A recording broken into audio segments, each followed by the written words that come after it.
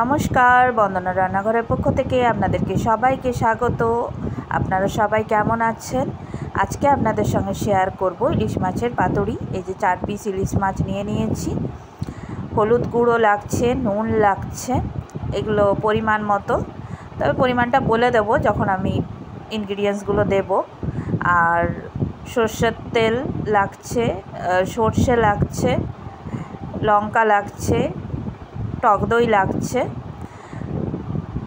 এই যে টক দইটা জল ঝরানো টক দই, জলটা ঝরিয়ে নেবেন, আগে থেকেই বলে রাখছি। এই যে মাছে হলুদ গুঁড়ো আর নুন মাখিয়ে রেখে দেবো। কিছুক্ষণ ম্যারিনেট করে রাখতে হবে, মিনিমাম আধ ঘন্টা। যত ভালো ম্যারিনেট হবে ততই আপনার পাতুরিতে টেস্ট হবে। এবার সর্ষেটা বাটবো। সর্ষেতে 3 চামচ সর্ষে আর 1 চামচ 3 চামচ হলুদ সর্ষে আর 1 চামচ পোস্ত দিয়েছি। আর নুন আর 4টে কাঁচা লঙ্কা দিয়ে আমি সিলে বাটছি।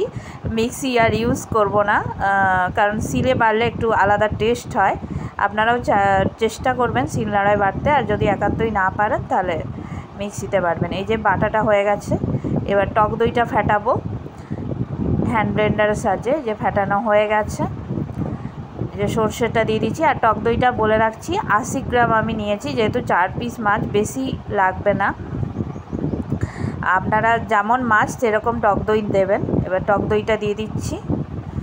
সর্ষে পেস্ট, টক দই লাগবে, আর হলুদ গুঁড়ো দিয়ে দিচ্ছি, আর নুন দিয়ে দিচ্ছি। আর আপনারা চাইলে চিনি অ্যাড করতে পারেন, তবে এতে চিনি না অ্যাড করাই ভালো। এটা আপনাদের চয়েস, আপনারা যদি একটু মিষ্টি খেতে পছন্দ করেন। এবার আমি সর্ষের তেল দিয়ে দিচ্ছি। সর্ষের তেলটা পরিমাণটা একটু বেশি দেবেন, তাতে টেস্টটা ভালো হবে। এবার চামচে করে গোলাচ্ছি। ভালো করে ফেটাতে হবে, এটাও পেস্টটা ভালো করে তৈরি করতে হবে, তবেই আপনার পাতুরিতে টেস্ট হবে। আমার তো পাতুরি খেতে দারুণ লাগে। আপনাদের কার কেমন লাগে কমেন্টে অবশ্যই জানাবেন, এবং রেসিপিটা বাড়িতে অবশ্যই ট্রাই করবেন।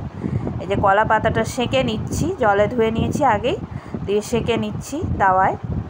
আপনারা চাইলে নাও সেঁকতে পারেন, রোদে শুকোতে পারেন। এই যে কলা পাতায় মাছটা দিয়ে দিচ্ছি। এবার আমি পেস্টটা দিয়ে দেবো, ওই সর্ষে আর টক দইয়ের পেস্টটা ভালো করে মাছে মাখিয়ে নেব চামচের সাহায্যে।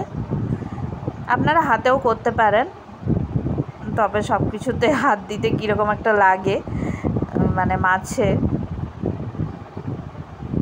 অনেকেই হাত পছন্দ করে না, তাই হাত দিইনি। সেবার সর্ষের তেল দিয়ে দিচ্ছি, আর একটা কাঁচা লঙ্কা দিয়ে দেবো।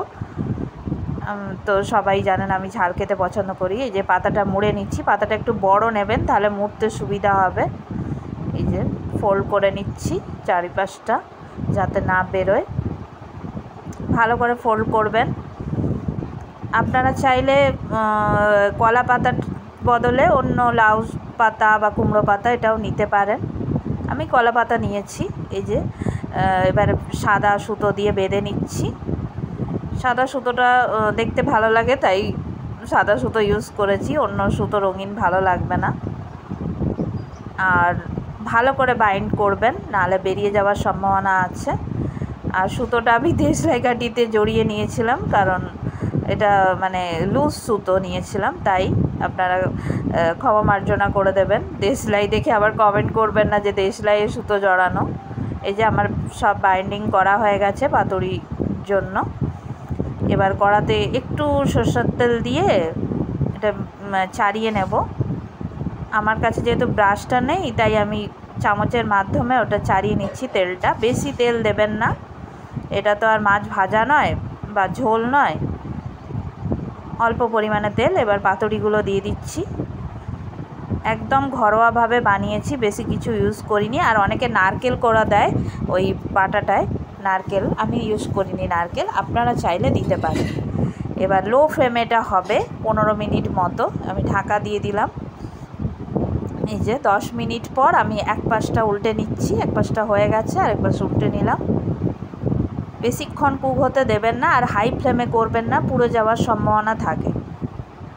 একদম হাই ফ্লেমে করবেন না, লো ফ্লেমে রাখবেন। এই যে আমাদের ইলিশ মাছের পাতুরি তৈরি হয়ে গেছে। ভিডিওটা ভালো লাগলে সাবস্ক্রাইব করবেন। নতুন এবং পুরনো ভিউয়ার্স যারা আছেন লাইক, শেয়ার, কমেন্ট অবশ্যই করবেন। পরবর্তী ভিডিওতে আবার দেখা হবে। Thanks for watching.